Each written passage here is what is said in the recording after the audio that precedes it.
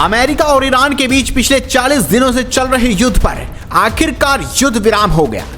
लेकिन आपको बता दें, ये युद्ध अभी पूरी तरह से टला नहीं है। मात्र 2 हफ्तों के लिए सीज फायर पर सहमति हुई है। बता दें कि अमेरिका और ईरान के बीच चल रहे भारी तनाव और युद्ध के बीच एक बड़ी राहत की खबर सामने आई है। अमेरिकी राष्ट्रपति डोनाल्ड ट्रंप ने ईरान के खिलाफ संभावित विनाशकारी हमलों को रोकते हुए 2 सप्ताह के सीज फायर का ऐलान किया है। इस कूटनीतिक प्रगति के तुरंत बाद इजरायल ने इस समझौते पर सहमति तो जताई, लेकिन एक बेहद कड़ी प्रतिक्रिया भी दी है। इजरायल ने दुनिया को यह संदेश दिया है कि यह सीज फायर किसी भी सूरत में ईरान की शर्तों पर नहीं हुआ है। अमेरिकी राष्ट्रपति डोनाल्ड ट्रंप ने अपनी 8 बजे की डेडलाइन खत्म होने से ठीक 2 घंटे पहले इस संघर्ष विराम की घोषणा की। इससे पहले उन्होंने ईरान के बुनियादी ढांचों, पावर प्लांट और पुलों को तबाह करने की चेतावनी दी थी। ट्रंप ने अपने बयान में स्पष्ट किया है कि सीज फायर पूरी तरह से एक बड़ी शर्त पर आधारित है। ईरान को हॉर्मुज जलडमरू मध्य को पूरी तरह तुरंत और सुरक्षित रूप से खोलना होगा। अमेरिका के इस फैसले के बाद इजरायल ने भी अपने सैन्य अभियानों को अस्थायी रूप से रोकने का फैसला किया है। हालांकि इजरायल ने स्थिति को बिल्कुल स्पष्ट कर दिया है। इजरायली कूटनीतिक हलकों और अधिकारियों के हवाले से साफ कर दिया गया है। नवनिर्माण के 9 वर्ष, वो उत्तर प्रदेश जिसे कभी पिछड़ा और बीमारू कहा गया, आज वही प्रदेश पूरे विश्व में विकास की नई परिभाषा लिख रहा है।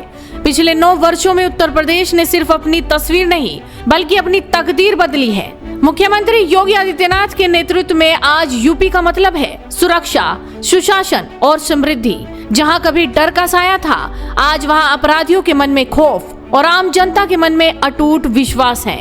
ये जीरो टॉलरेंस की ताकत ही है कि आज हमारी बेटियां आधी रात को भी बेखौफ होकर घर लौटती हैं। आपने देखा होगा पिछले 9 वर्ष में बड़े बड़े पर्व और त्योहार हो रहे हैं, सारे सकुशल संपन्न हो रहे हैं।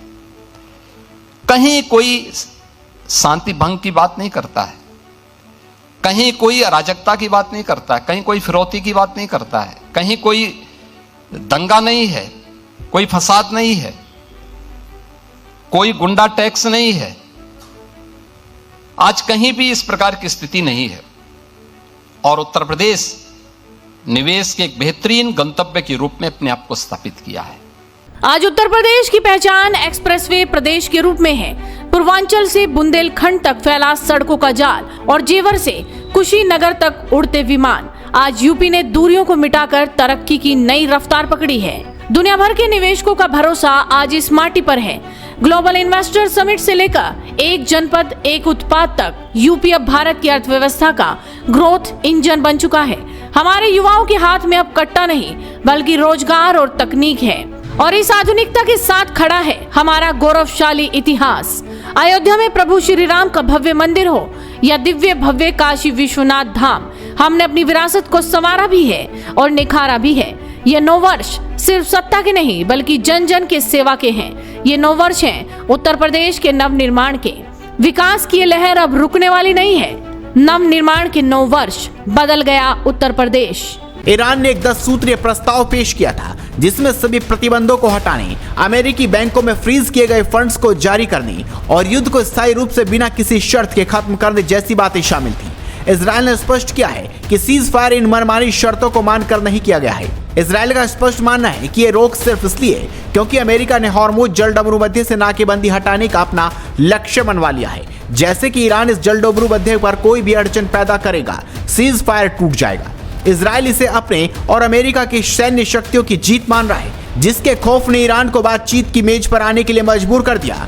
ईरान की सर्वोच्च राष्ट्रीय सुरक्षा परिषद ने सीज फायर को स्वीकार कर लिया है। ईरान के विदेश मंत्री अब्बास अरागची ने कहा कि इन 2 हफ्तों के दौरान हॉर्मुज जलडमरू मध्य से जहाजों को सुरक्षित गुजरने दिया जाएगा, लेकिन ये ईरान के सशस्त्र बलों के समन्वय से होगा। ईरान इसे अपनी कूटनीतिक जीत और अपने 10 सूत्रीय शांति प्रस्ताव की शुरुआत के रूप में पेश करने का प्रयास कर रहा है, जबकि वो अभी भी यह कह रहा है कि हमारी उंगली ट्रिगर पर है। आने वाले 2 सप्ताह मध्य पूर्व के भविष्य के लिए बेहद अहम होंगे। इस दौरान इस्लामाबाद में आगे कूटनीतिक बातचीत होने की उम्मीद है। नोएडा इंटरनेशनल एयरपोर्ट ये मात्र एक एयरपोर्ट नहीं है, ये प्रतीक है प्रधानमंत्री नरेंद्र मोदी के आत्मनिर्भर भारत के संकल्प का और मुख्यमंत्री योगी आदित्यनाथ के उत्तम प्रदेश के विजन का। जहां कभी खामोशी थी, वहां आज विकास की गूंज है। डबल इंजन की सरकार ने उत्तर प्रदेश को एक्सप्रेसवे प्रदेश के बाद अब एयरपोर्ट्स का हब बना दिया है। मोदी जी का मार्गदर्शन और योगी जी का दृढ़ निश्चय इसी का परिणाम है।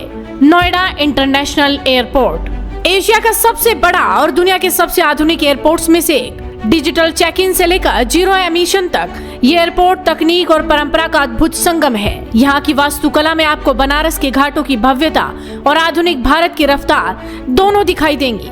ये ऐसा एयरपोर्ट बन रहा है, हर 2 मिनट में एक जहाज उड़ेगा, हर 2 मिनट में एक जहाज उड़ेगा।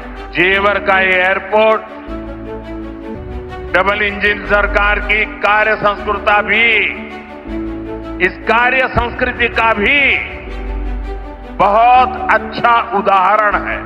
ये सिर्फ यात्रियों के लिए नहीं बल्कि व्यापार के लिए भी एक नया द्वार है। जेवर का एक कार्गो हब पूरे उत्तर भारत के किसानों और एमएसएमई उद्योगों के उत्पादों को सीधे वैश्विक बाजारों तक पहुंचाएगा। एक एयरपोर्ट लाखों अवसर, यहाँ आने वाले निवेश से रोजगार की नई लहर उठी है। लॉजिस्टिक्स, टूरिज्म और होटल इंडस्ट्री, हर एक क्षेत्र में युवाओं को अपनी माटी में ही काम मिल रहा है। योगी जी के नेतृत्व में यूपी अब पिछड़ा नहीं बल्कि देश की अर्थव्यवस्था का पावर हाउस बन चुका है। उत्तर प्रदेश की अर्थव्यवस्था को नई ऊंचाई तक ले जाने का आधार बनेगा, बल्कि यह एयरपोर्ट उत्तर प्रदेश के उज्जवल भविष्य का लॉन्च पैड भी बनेगा, जो उत्तर भारत के निवेश, व्यापार और औद्योगिक विकास को नई ऊंचाई तक पहुंचाते हुए व्यापक रोजगार का सृजन भी करेगा।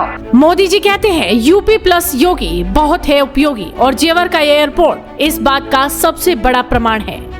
हालांकि इजराइल और अमेरिका दोनों की नजरें ईरान की हर सैन्य गतिविधि पर पैनी बनी हुई हैं। इजराइल ने साफ कर दिया है कि अगर ईरान ने इस समय का इस्तेमाल अपने परमाणु या बैलिस्टिक मिसाइल क्षमताओं को फिर से संगठित करने के लिए किया तो इजरायली सेना बिना किसी हिचकिचाहट के दोबारा बड़े हमले शुरू कर देगी।